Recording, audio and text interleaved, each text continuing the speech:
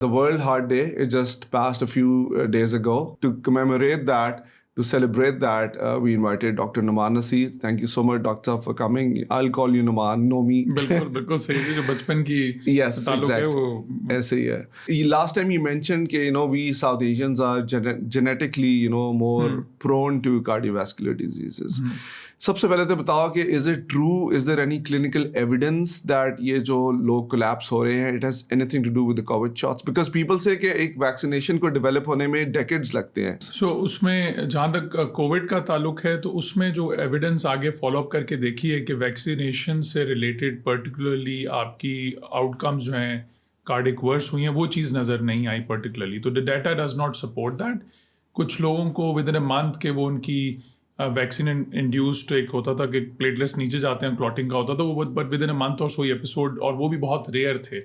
0.01% से भी कम, बिल्कुल रेयर इंसिडेंसेस थे उसके भी, जो कि एसोसिएट किए गए थे और वो सर्टेन फॉर्म्स ऑफ वैक्सीन को किए गए थे. बट अदरवाइज फॉलोअप पे एज सच चीज़ जो पहले कंसर्न्स थी एटलीस्ट कार्डिक स्टैंड पॉइंट से कोई पैन आउट नहीं हुई, ना देखी गई हैं. Okay, so that's a misconception. That's a misconception कि जी वैक्सीनेशन की वजह से हार्ट अटैक इंसिडेंस बढ़ा है या हुआ. एपिडेमियोलॉजिकल स्टडीज़, एपिडेमियोलॉजिकल डाटा ने उस चीज़ को सपोर्ट नहीं किया अभी तक. सो हाँ, दूसरा आपने साउथ एशियंस का पूछा था कि वो are they at higher risk. तो बिल्कुल उसमें ये था कि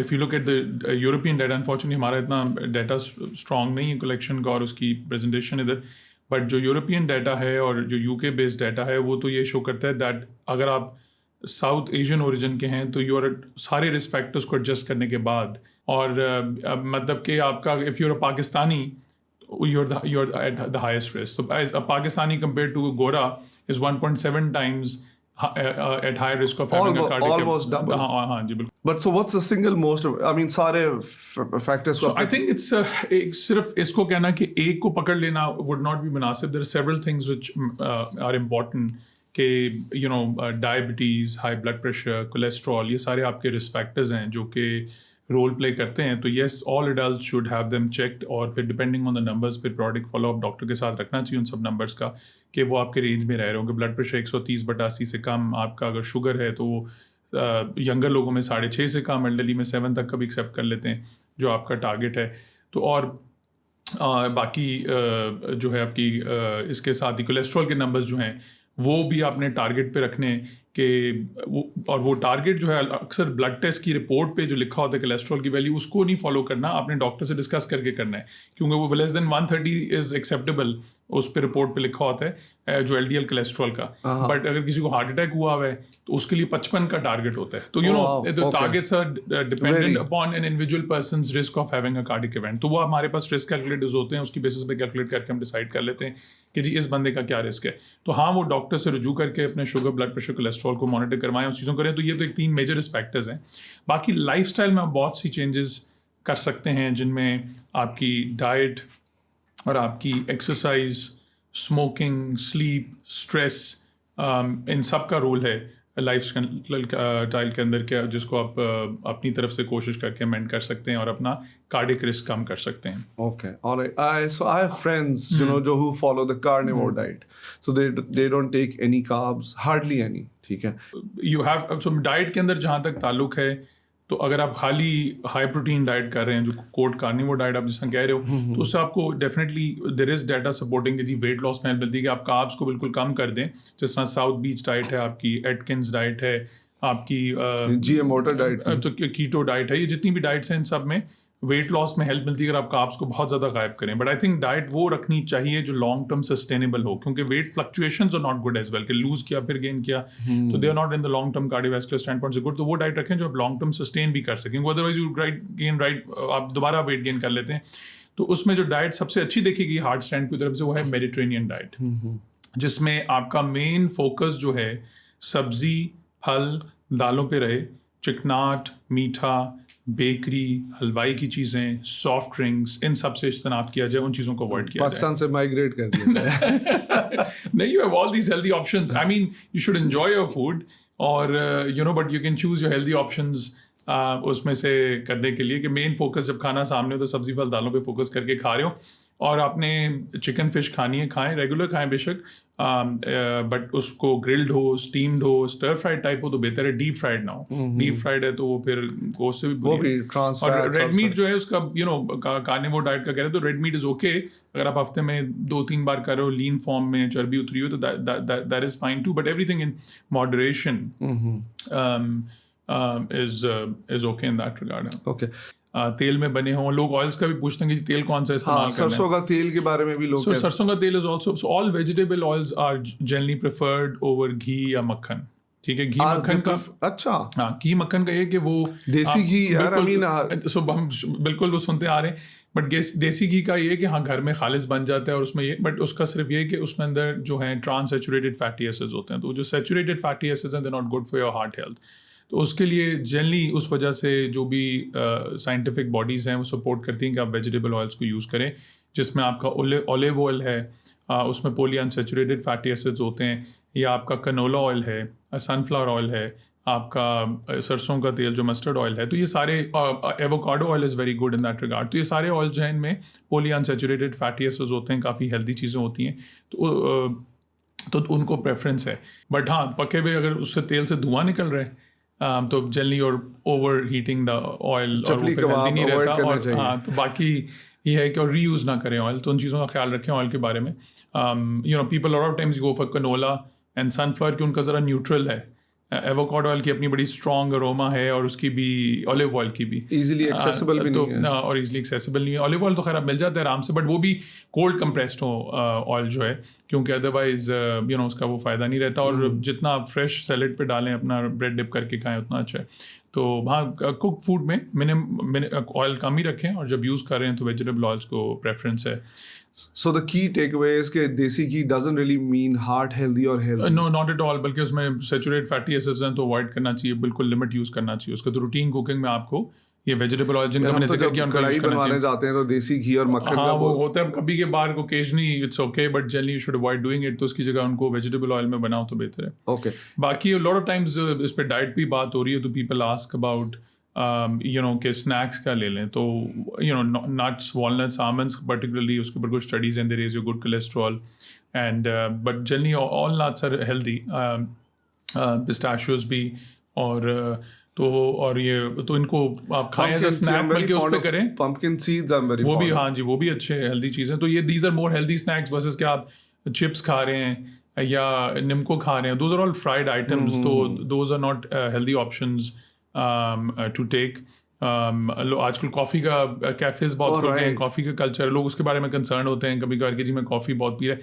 coffee actually has not shown any negative studies, if anything उसके ऊपर जो डाटा है वो शो करता है it might help cardiovascular standpoint से, एज लॉन्ग एज बहुत ज़्यादा उसमें फुल फैट क्रीम नहीं डलवा रहे, और वो लाटेज और कैपुचिनोस में, तो ब्लैक कॉफ़ी के साथ मिल्क डलवा लें, लो फैट ले लें उसने कि बिल्कुल। बट ये कि but coffee in general by itself उसमें नुकसान नहीं है। बट हाँ एक चीज़ है कि अगर फिल्टर नहीं कर रहे तो उसमें there are agents which go through, kahweol कहते हैं, कैफेस्टॉल उस तरह के नाम से हैं कुछ, कि जो कि आपकी LDL बैड कोलेस्ट्रॉल को रेस कर सकते हैं। तो अगर ले रहे हैं coffee and you're frequent coffee drinker, तो उसमें फिल्टर्ड कॉफ़ी हो तो बेहतर है।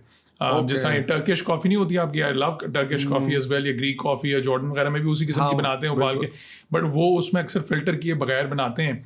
तो वो ये है कि वो अगर बहुत ज़्यादा लें तो दैट्स नॉट वेरी, उस लिहाज से उसका थोड़ा नेगेटिव इफेक्ट आ सकता है कि उसमें वो जो कुछ ये केमिकल्स हैं जो कि आपकी बैड कोलेस्ट्रॉल को रेस कर सकते हैं। तो उसमें बेहतर है कि आप जो भी कॉफ़ी ले रहे हो फिल्टर्ड कॉफ़ी, और मेजॉरिटी कॉफ़ी जो आपको कैफेज मिलती है वो फिल्टर्ड ही होती है। वो जो पेपर होता है जो फिल्टर का डला होता है वो उसको निकाल लेते हैं उन चीज़ों को, कैफेस्टॉल को और वो केबल वगैरह। और I think another thing that's overlooked a lot is proper sleep, deep sleep.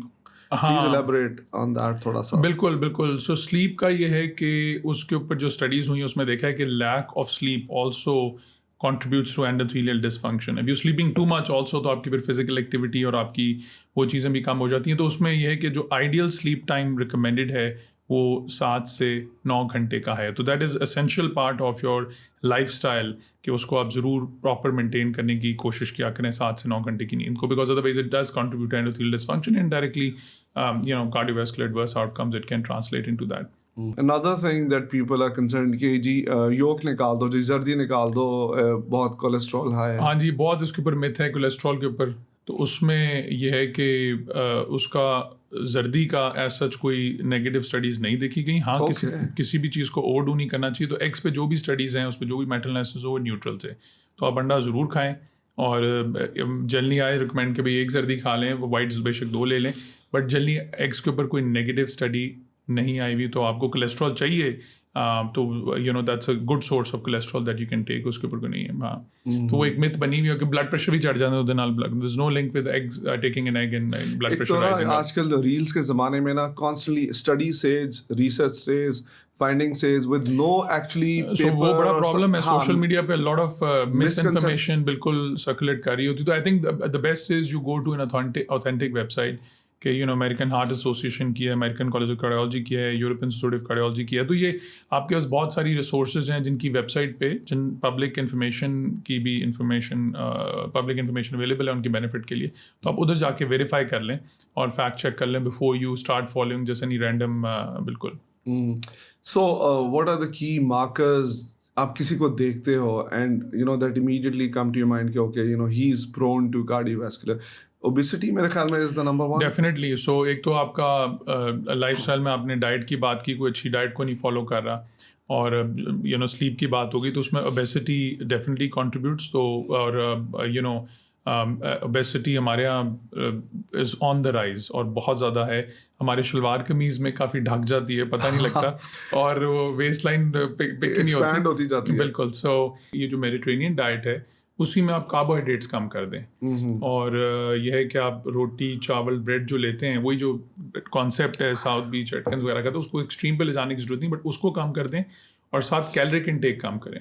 कि जो हदीस है ना, भूख रख के खाएं, तो वॉच के ओवर ईटिंग ना करें, और उसी हेल्दी मेडिटेरेनियन डाइट पैटर्न को फॉलो करते हुए तो you can lose weight with that as well. And sometimes उससे भी नहीं होता, और आपको साथ आप ईजिली हाइट और वेट डालें तो आपका बॉडी मास इंडेक्स निकल आता है।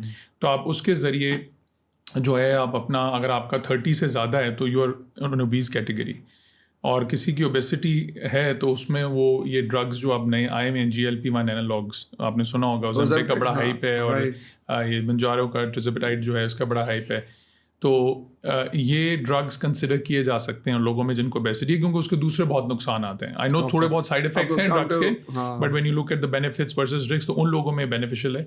या इवन जो थोड़े से ओवर बैठे हैं, BMI जो आप वेट हाइट की बेसिस पे कैलकुलेट करते हैं, तो अगर किसी का, और आम बंदा भी कैलकुलेट सकता है अपना वेट हाइट डाल के, अगर वो 27 से ऊपर आ रहा है किसी का, और साथ उसको डायबिटीज़, ब्लड प्रेशर और कोलेस्ट्रॉल एबनॉर्मल है, या हार्ट डिजीज़ की हिस्ट्री है, तो उसके हैं रिस्क प्रोफाइल वैसे हाई है, तो उसमें भी कंसिडर की जा सकती है कि आप इन ड्रग्स को एज अ प्रेफरेंस यूज़ करें, even if you not a diabetic. Diabetes में तो है ही इस्तेमाल इसका, लेकिन नॉन डायबिटिक्स के लिए भी इसको, इन चीज़ों के लिए इंडिकेशन है वेट कम करने के लिए। और तो I think you should definitely talk to your doctor about them, and he should look at the benefits risk, कि भाई आपको इसमें यूज़ करने का फ़ायदा है compare to the risk that is offer. जो रिस्क हैं बहुत कम ही है, कि अगर आपको इधर थायराइड का कोई कैंसर की हिस्ट्री हो तो उसमें आपने अवॉइड करना है, गॉल स्टोन्स कर सकती है, pancreatitis, but overall very low. मैं ये कि स्मोकिंग के लिए कोई भी medical body would not recommend, जो ऑथेंटिक मेडिकल बॉडी है, कि भाई आप स्मोकिंग किसी भी तरीके से उसको इनकरेज करें या वो की जाए, because there is clear evidence, multiple scientific studies, और कि जिसमें आपकी हार्ट अटैक का रिस्क, आपका फालिज स्ट्रोक का रिस्क, आपकी टांग कटने का रिस्क, बिकॉज वो जो एथेरोस्क्लेरोसिस का प्रोसेस है, दिल की, जो आपकी बॉडी की नालियों में चर्बी जमने का प्रोसेस है, वो बड़ा उसको एनहांस करती है, एक्सेलरेट होता है, और उसको जो नालियों में क्लॉट आने का रिस्क, वो एथेरोस्क्लेरोसिस जो प्लैक जमा में उसमें टीयर आने का, क्लॉट के रिस्क को बहुत एनहांस करती है। सो इसलिए और मल्टीपल मैनी फोल्ड्स एनहांस करती है। तो smoking is a major risk factor. सारे सिगार डोनेट कर दो। अब सो बिल्कुल आप डोनेट कर दें, तो it's a major risk factor, और उसको डेफिनेटली अवॉइड करनी। That's something which you can avoid on your own. तो मेरे पास लोग आते हैं 2-2 डब्बियाँ पीते थे, लेकिन जब हार्ट अटैक होता है उनको जब मिलती है डोज और तो फिर छोड़ देते हैं. And there was there are some medications which can help. In the end it's on your own will power. आप प्लान करके क्विट करें. वेप का लोगों के ख्याल में कि वेप के भी अपने इश्यूज हैं, उससे भी एंडोथेलियल डिसफंक्शन की स्टडीज आई हुई हैं. अच्छा.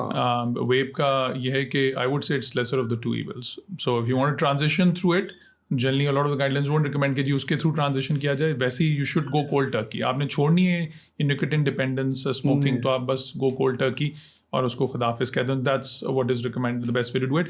और उसमें यह है कि there are medications as well along with your, कि बुप्रोपियोन है, मिल जाती है ज़ाइबेन के नाम से, या Chantix वगैरह हैं. But in the and you should have support as well from your physician, your family to do that. Okay, so I had a good friend.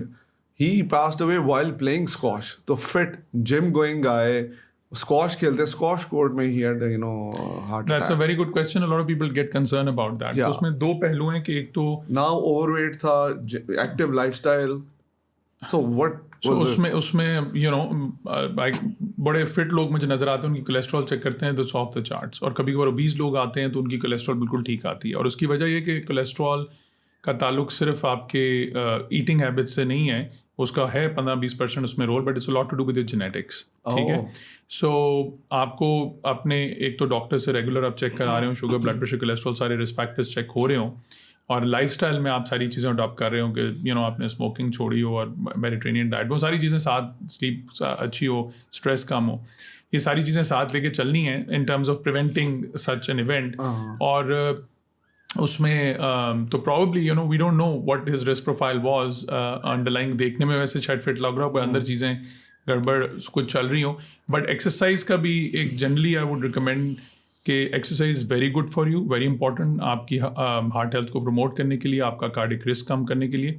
But exercise में सडन इम्पल्सिव एक्टिविटी जिसकी आदत ना हो वो नहीं करनी चाहिए. मैं पहले जिक्र कर चुका हूँ कि अगर मैं जब यूपेन में था, फिली में, तो मुझे पता था कि पहली स्नोफॉल हुई तो लोगों ने हार्ट अटैक के साथ आने, बिकॉज सारा साल एक्सरसाइज नहीं की. और snow shovelling is a pretty intensive exercise. अपनी ड्राइवें के लिए कर रहे हैं सारा कुछ. तो you should avoid doing stuff like that कि जिसकी आदत ना हो, सडन इम्पल्सिव एक्टिविटी नहीं.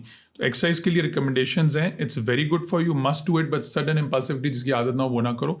वो है कि you should do it 150 minutes a week कहते हैं, आधा घंटा 5 टाइम्स अ वीक कोशिश करें मिनिमम, इतनी मॉडरेट इंटेंसिटी.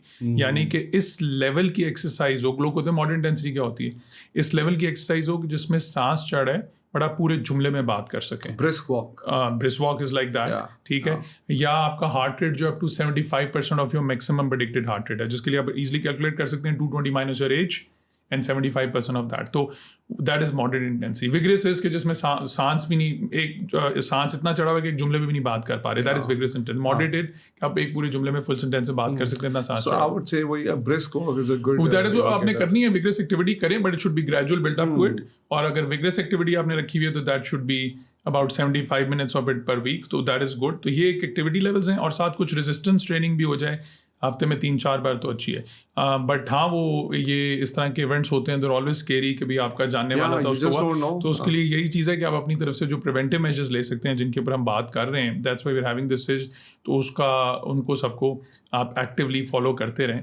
क्योंकि आप एक्सरसाइज कर रहे हैं लेकिन आपकी कोलेस्ट्रॉल ऑफ द चार्ट्स, आपका प्लैक पड़ा हुआ है, और आपने एकदम बहुत ज़्यादा सडनली स्ट्रेस किया तो क्लॉट आता है and you suddenly have a heart attack. And sometimes people don't get a chance to even get to the hospital and they collapse right away. Cardiac arrest is that state जब बंदा वो collapse किया उस वक्त gym खेलते हुए, और teacher जो गिरे है, सो टीचर जब गिरे है तो कार्डियक अरेस्ट हम कहते हैं कि उस बंदे की उस वक्त पल्स फील नहीं हो रही, वो सांस नहीं ले रहा, वो रिस्पॉन्ड नहीं कर रहा, उसका कोई ब्लड प्रेशर नहीं है. ठीक है. Basically he is kind of gone. उस वक्त हार्ट वो सर्कुलेशन आपकी नहीं है टू हार्ट, और तो कि ब्रेन को सर्कुलेशन जा रही है, रिस्पॉन्ड ही नहीं कर रहे, अब ये बीपी लेस पल्स लेस हैं आप. तो उस वक्त जो है बंदे के ऊपर ये आपने CPR शुरू कर दी है फौरन. अब उसकी वजह क्या हो सकती है कार्डियक अरेस्ट की? That can be heart attack which is a very common cause. आपकी कोई इलेक्ट्रोलाइट डिस्टर्बेंस हो, कोई आपकी कंजेंटल एब्नॉर्मलिटीज होती हैं जिसमें रिदम डिस्टर्बेंस इस तरह की होती है, वो जो आपने कहा, इस तरह कुछ लोगों यंगर लोगों में जो होते हैं, बिल्कुल यंग लोग, कभी कभार बास्केटबॉल एथलीट की डेथ हो गई तो उसमें कुछ लोगों की इलेक्ट्रिकल कंडक्शन पाथवेज की इस तरह की डिस्टर्बेंसेस होती हैं जिसमें एकदम रिदमियो आता है कि हार्ट फड़फड़ाना शुरू हो जाता है, पंप ही नहीं करता, बंदा सडनली कोलैप्स कर जाता है. वो जो कोलैप्स करता है उसके ऊपर सर्वाइवल इस चीज़ पे भी डिपेंडेंट है कि उस साथ जो बंदा है जिनके आपने कोलैप्स किए वो कैसे रिस्पॉन्ड करते हैं.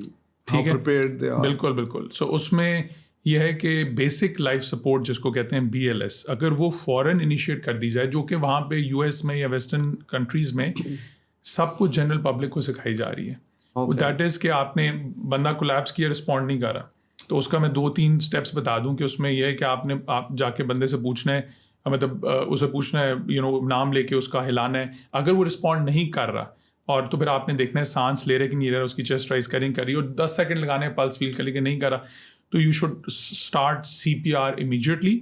बट CPR करने से पहले अगर आप अकेले हैं तो आप अपनी इमरजेंसी सर्विसेज को कॉल कर दें, 1122। कोई आपके साथ कोई बंदा है तो he should call the emergency services, और साथ ही आप चेस्ट कंप्रेशन शुरू कर दें। तो आपने मिड स्टर्नम में आपने अपनी ये बनानी है फिस्ट, और इस तरह करके दोनों हाथों से नीचे आपको ये इसकी वीडियो भी मिल जाएगी, पिक्चर्स भी मिल जाएगी ऑनलाइन। तो उसमें आपने उसमें 2 इंच डीप आपने उसको 2 इंच डीप कंप्रेस करना है, और उसमें यह है कि 100 टाइम्स पर मिनट यू शुड कंप्रेस करने के बाद you should let the chest recoil back up and then compress back in. तो इस तरह 30 कंप्रेशंस और 2 ब्रेथ्स, ये एक रिकमेंडेड है। और but key thing would be mouth to mouth, but mouth to mouth में आप हेड टिल्ट करते हैं, चिन लिफ्ट करते हैं, but if you are not comfortable with that तो आप कंप्रेशंस जारी रखें। और इस कंप्रेशंस के अंदर पॉज नहीं आना चाहिए 5-10 सेकंड से ज्यादा का। तो वो आपकी कंप्रेशंस जारी रहनी चाहिए जब तक इमरजेंसी मेडिकल सर्विस आके टेक ओवर नहीं कर लेती। और बीच में अगर आप 2 ब्रेथ्स 30 कंप्रेशंस के बाद जल्दी से दे सकते हो तो वो दे दें।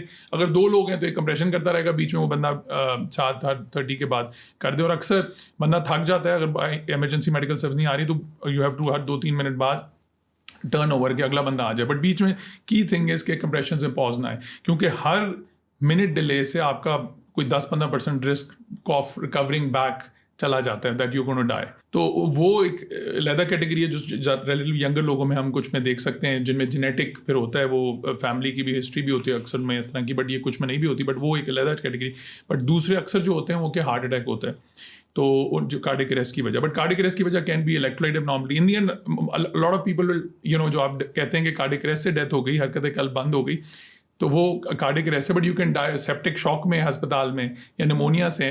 तो in the end yes, one of way of defining death is कि हार्ट की फ्लैट लाइन आ गई, हार्ट ने काम करना बंद कर दिया। But cardiac arrest is that state कि जब आप कोलैप्स किए और बीपीलेस पल्सलेस हैं तो आपने वो CPR शुरू कर देनी है। But your heart is not pumping at that time. It's not pumping. So it's again, So when you're pressing, cardiac arrest can be from a flat line. बिल्कुल आप प्रेस कर रहे हैं ताकि आप हार्ट के ऊपर कंप्रेस करें और रिलीज करें, तो थोड़ा सा प्रेस होने से और रिलीज होने से ब्लड अंदर आता है जो, और वो फिर वापस पुश होता है टू द बॉडी। तो वो करने की कोशिश करें। जैसे गाड़ी को धक्का लगा रहे हैं जो झटके मार रहे हैं, इसी तरह कह लें, दैट्स अ गुड एनालॉजी के उस तरह भी कह सकते हैं। और इसमें इम्पोर्टेंट पॉइंट है कि आप ये बेसिक लाइफ सपोर्ट की चीज जब दे रहे हैं ये स्कूल्स में पढ़ानी चाहिए बिल्कुल बिल्कुल। तो वहाँ रूटीन में स्कूल्स में पढ़ाई जाती है, और मेरे ख्याल से ये 1122 ने भी इनिशिएटिव लिया था, हमने बहरिया में भी इनवाइट किए बच्चे आए सीखें, और सारे एडल्ट्स को भी, हर एक को सीखना चाहिए। बिल्कुल बिल्कुल। और इसमें एक इंपॉर्टेंट चीज़ है जो हमारे यहाँ लैकिंग है पब्लिक प्लेसेस में, AEDs, ऑटोमेटेड एक्सटर्नल डिफिब्रिलेटर्स।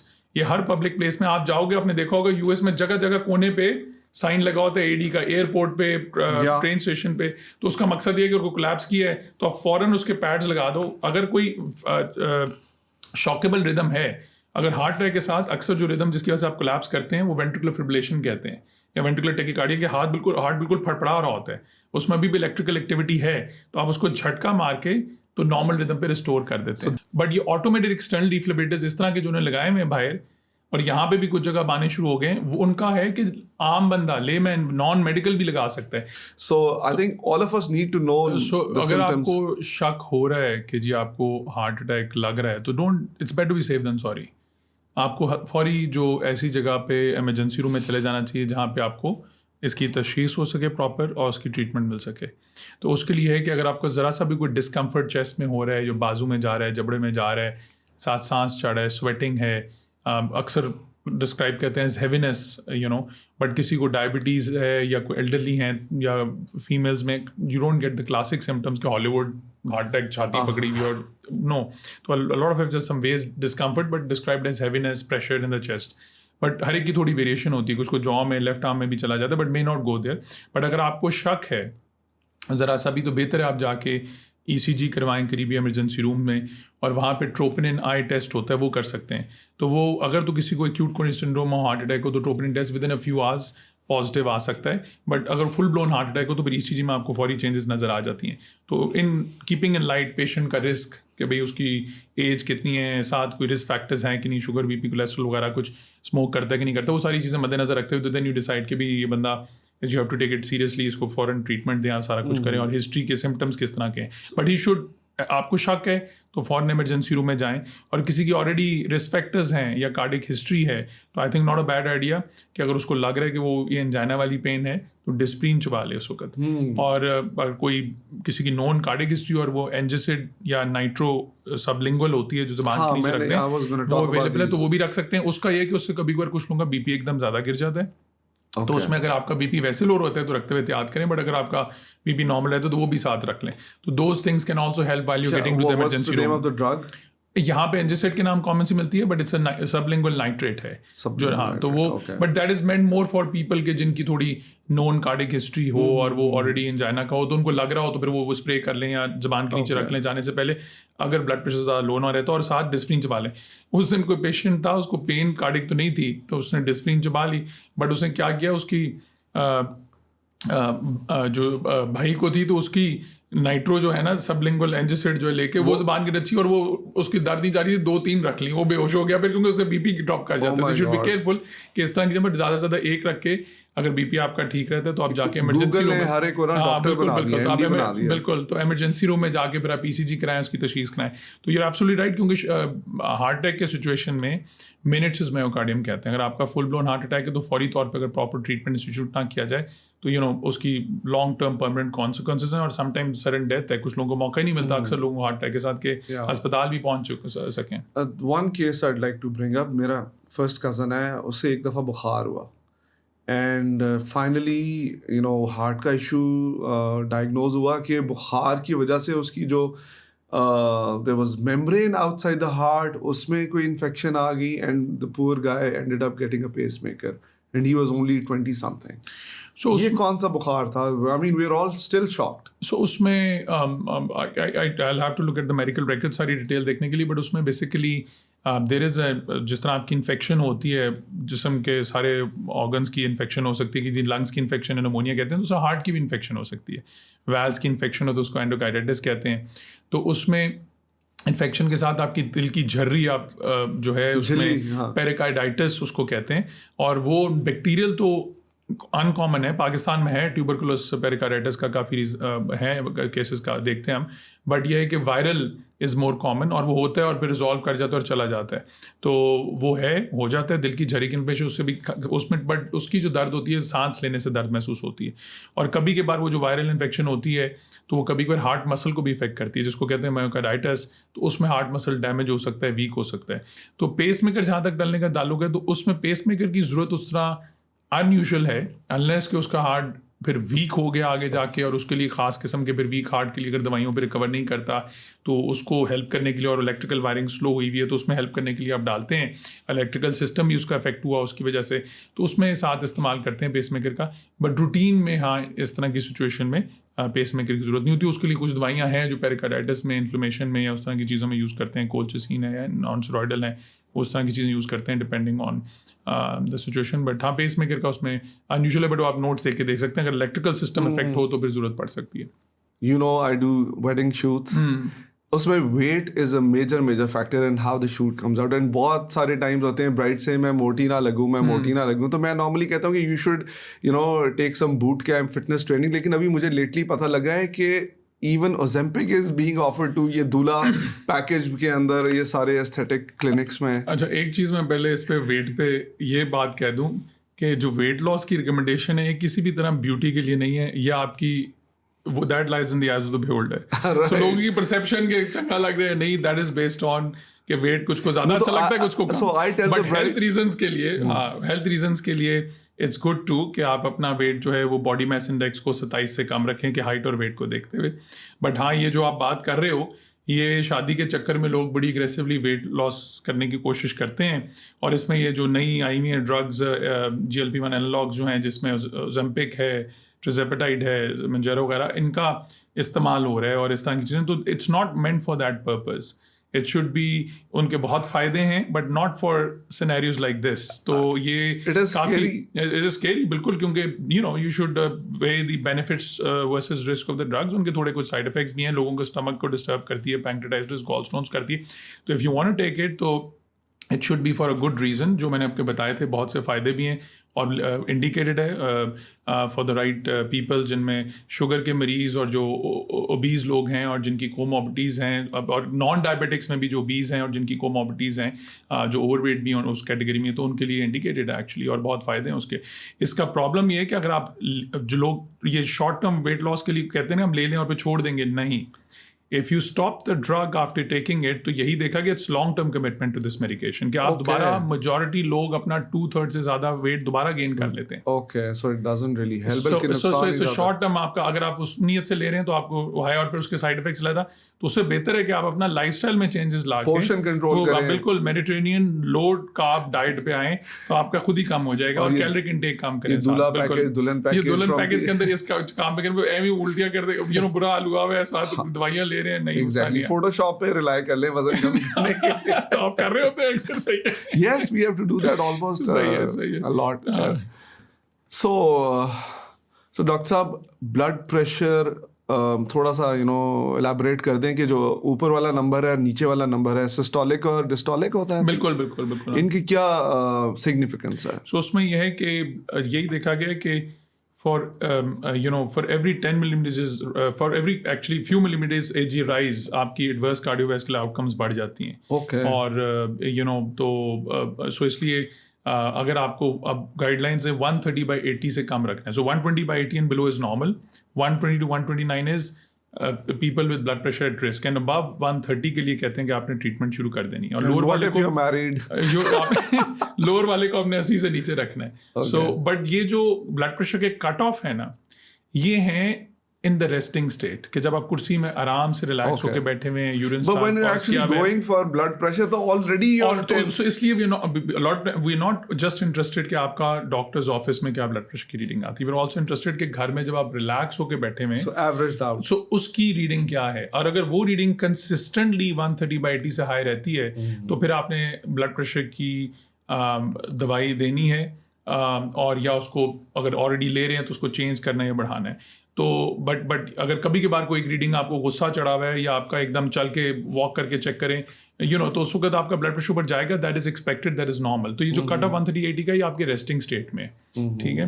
तो बट ऑब्वियसली दवाई के साथ साथ, अगर दवाई से पहले एक्चुअली अनलेस बहुत ज़्यादा फॉरन पर बंदा दवाई शुरू कर देता, बट दवाई के साथ साथ लाइफ स्टाइल बहुत ज़रूरी है. और उसमें वही जो मेडिटेरेनियन डाइट कही थी, और उसमें एक्सरसाइज को जो जिक्र किया था, एक्सरसाइज भी आपका एक बीपी की दवाई लेने के बराबर है. Several millimetres Ag blood pressure कम करती है. Weight loss every kilo few millimetres Ag blood pressure कम डाउन. डाइट से बड़ा फर्क पड़ता है, मेडिटेरेनियन डाइट, और मेडिटेरेनियन में पर्टिकुलरली लो सॉल्ट. Okay. तो sodium in the salt is the culprit. मिर्च मसाले वैसे जितने मर्जी डालें अगर आपका मैदा बर्दाश्त कर लेता है, but sodium in the salt is the culprit. तो उसको आप कम रखें. और मतलब उस तरह एक आपको बिल्कुल बदमज़ा खाने की ज़रूरत नहीं. अगर आपको शौक है मसाले डाले में, सोडियम का इस्तेमाल कम कर दे. और डेयरी प्रोडक्ट्स में जो है लोग पूछते हैं जी उसका कोई मेडिटेरेनियन डाइट के साथ ये और बीपी के साथ के, तो उसमें लो फैट डेयरी प्रोडक्ट्स को हम इनकरेज करते हैं कि जिसमें मलाई उतार के दूध ले रहे हैं, या आप या वैसे लो फैट ऑप्शंस आपको मिल जाते हैं, तो वो आप करके इस्तेमाल कर लें. So what are the foods? लोग कहते हैं यार जिंजर और garlic they are excellent for your blood circulation and for your love life और ये सारी. So what are the key जो food items हैं which you recommend especially with respect to blood circulation? So food items, वही जिक्र हो गया Mediterranean diet का, उसमें जिंजर और ख़ास तौर पे गार्लिक का आपने कहा. सो उसके ऊपर जो एविडेंस है वो सपोर्ट करती है that is good for endothelial function, और जो वो इसका ज़्यादा इस्तेमाल करते हैं तो वो सिग्नल्स हैं इन एपिडेमियोलॉजिकल सर्वेज के it's a beneficial for heart health. But जिस क्वांटिटीज़ में आपको लेनी पड़ेगी to have a clear meaningful impact, that will be very high doses of that. उस तरह तो आप वैसे अपने खाने में इसको करें. अलग से आपको इसके सप्लीमेंट्स खाने की ज़रूरत नहीं है. None of the scientific bodies encourage कि उसके अलग से आप सप्लीमेंट्स खाते फिरें, वो जो कैप्सूल्स में बन के आते हैं इसके, वो चीज़ें करने की जरूरत नहीं. No scientific bodies encourage. But खाने में वैसे डालें. कुछ लोगों ने बड़ी बिजनेस बनाया इस चक्कर में कि इसके पोर्शंस बना के तो बेच रहे हैं, और बट उस चक्कर में लोग दवाइयाँ छोड़ देते हैं. तो माय जस्ट वो है कि जो आपको डॉक्टर ने अगर समझा है कि आपको बेस्ड ऑन योर रिस्क, जो उसने रिस्क कैलकुलेटर की बेसिस पे बनाया आपका, या आपकी दवाई की ज़रूरत है, तो फिर आपको वो अपना वो नहीं छोड़नी। अगर ये 7 चीज़ें करनी है, 7 जिंजर गार्लिक लेना है तो ज़रूर लें, बट वो ना छोड़ें, ठीक है। अच्छा, do you have any knowledge about moringa and its impact on I heart? Don't encourage taking that. थोड़ा हार्ट रेट पतले कुछ लोगों का स्लो कर देती है, दिस नॉट रिकमेंडेड आप रूटीनली लें। तो और अगर कोई इस तरह आप हर्बल सप्लीमेंट्स या अपने तौर पे कुछ सप्लीमेंट्स लें, do share that information with your doctors, because lot times they will interact with the Okay. medications you might be taking.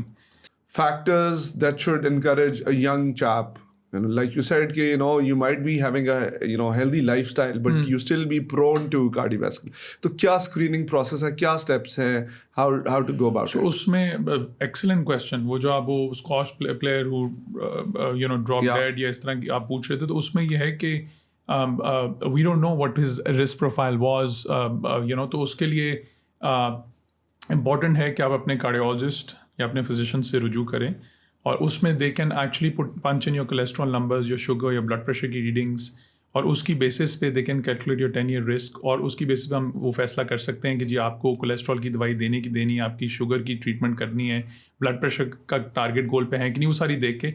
और अगर फिर भी वो श्योर नहीं है साथ, तो आपकी फैमिली हिस्ट्री को देखते हुए, आपकी south Asian ancestry, Pakistani ancestry को देखते हुए, आपको कोई इन्फ्लेमेटरी कोई इलनेस तो नहीं है साथ, उसको देखते हुए, तो वो सारी चीज़ें देखते हुए आपकी दवाइयों का फैसला कर सकते हैं। आपको एस्पिरिन देनी है कि नहीं देनी, लोग पूछते हैं कि एस्पिरिन शुरू करें ना करें उसके ऊपर, तो वो सारी चीज़ें जो प्रिवेंशन के लिए, this is for people who don't have any known heart disease कि जी फिर हम क्या मेजर्स कर सकते हैं कि हमें हार्ट अटैक ना हो, हार्ट कैंसर ना हो। और this is the certain test apart from routine जो करते हैं शुगर, ब्लड प्रेशर, कोलेस्ट्रॉल के, आप कैल्शियम स्कोर चेक कर सकते हैं। उसमें कोई डाई नहीं देना, और उसमें कोई आपने CT स्कैन है, just quick look at the calcium deposits in the arteries आने शुरू हुए नहीं, तो that is also marker of कि अगर आप कोई ऑन दी फेंस है कि कोलेस्ट्रॉल की दवाएं दे ना दें, तो अगर किसी की वैल्यूज़ की हाई आती है तो उसमें फिर you should push for cholesterol more aggressively. अब लाइपोप्रोटीन A है, CRP लेवल है, और कुछ और भी ब्लड में मार्कर्स हैं जो आपका डॉक्टर चेक कर सकता है कि देखने के लिए are you at an elevated risk or not, तो वो फिर आपको अकॉर्डिंगली अभी से प्रिवेंशन की दवाइयाँ शुरू करा सकते हैं। बट अगर आपने ये चीज़ें चेक ही नहीं करवाई, तो अंदर ही अंदर आपके ये जो ना शुगर, ब्लड प्रेशर, कोलेस्ट्रॉल, ये सारे जो मार्कर्स मैंने जिक्र किए हैं जो चेक करने हैं, ये अंदर आपके साइलेंट डैमेज कर रहे हैं। तो अगर आपको उनका पता ही नहीं है, आप उनको एड्रेस नहीं कर पा रहे, उसके लिए ट्रीटमेंट नहीं ले पा रहे, तो one fine day what happens is कि नाली में चर्बी पड़ी हुई है, you heard somebody was jogging yesterday, और आज एकदम उसकी प्लैक जो है उसमें टीयर आता है, क्लॉट आता है, सडनली द आर्टरी क्लूड्स, वो जो है, और आपकी सर्कुलेशन फ्लो हार्ट को बंद होती है, और उधर हार्ट अटैक शुरू होता है, you can have a life threatening arrhythmia just collapse right away. So वो एक चीज़ जो है, वो एक पोटेंशियल इज़ देयर, तो उसको कम करने के लिए आपने अभी से प्रिवेंटिव मेजर्स या लाइफस्टाइल में अपने डॉक्टर से रुजू करके ये जो इन्वेस्टिगेशंस की का जिक्र किए करवा के, तो आपने करना है, एड्रेस करवाना है इसको। और सिम्टम्स आए कोई तो डू गेट अटेंशन, उसमें कोई एक्यूट सिम्टम्स है तो इमरजेंसी जाने का, बट वैसे आपको वेग सिम्टम्स है, you want to be sure, तो देयर आर अदर टेस्ट कि आप stress echo, nuclear stress test कर सकते हैं, कुछ लोगों में CT एंजियो कर सकते हैं, क्रेटिन, ये नॉन इन्वेसिव टेस्ट है। और किसी में बहुत ही ज़्यादा शक हो कि भाई इसका तो हार्ट के सिम्टम्स लग रहे हैं, उसको सीधा इन्वेसिव एंजियो करते हैं जिसमें नालियों की तस्वीरें ले लेते हैं, या किसी को हार्ट अटैक हो रहा हो, तो उसमें फिर फौरी इसलिए अस्पताल जाना ज़रूरी होता है कि आप ब्लड थिनर्स दे के उस क्लॉट को डिसॉल्व करके नाली में फ्लो बहाल करते हैं। और अगर वो जो है साथ ही में उसमें फिर एंजियोग्राफी करते हैं ताकि बलून स्टेंड करके नाली को खोल दिया जाए। तो और अगर स्टेंड वगैरह से नहीं होता केस, तो फिर बाईपास का भी बन जाता है कभी कभार, तो वो डिपेंड करता है। तो but key thing is symptoms हो तो फौरी आप अपने करीबी इमरजेंसी रूम से रुजू करें। Doc, it was such an informative session. I think this is even better than the last time. What it means is that you should come here regularly and keep educating us, और हमें smoking के और unhealthy lifestyle के और ये Bong पाए इन सब चीज़ों से दूर रखे। Thank you so much doctor, it's always a pleasure. नहीं, thank you Irfan, it's always a pleasure chatting with you. And जो है इसमें वर्ल्ड हार्ट डे की मुनासबत से इट वाज गुड के पब्लिक अवेयरनेस के इस तरह के मैसेजेस जो जाते हैं, तो these are actually life saving, बहुत सारे लोगों की जान बच लोग इससे सुन के जो है, and I think तो इन द लास्ट सेशन का भी मुझे बड़ा अच्छा फीडबैक मिला, तो आई थिंक इट्स गुड कि ये एक अपडेटेड सेशन हो गया है जिसमें and I hope some government officials they take this thing up. I mean Dr. Kamran, he's doing such a fab job already, but ये AEDs और CPR की जो है ना training should be mandatory in every school and college मेरे ख्याल में। बिल्कुल नहीं है। Thank you so much doc. नहीं, thank you very much, take care.